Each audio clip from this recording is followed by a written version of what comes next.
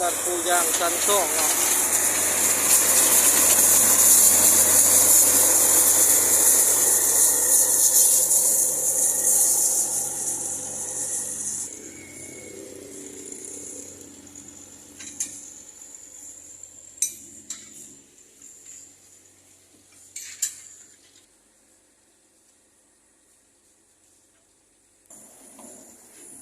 นี่เป็นรถห้วยทรายตามร่างอันรถสียาง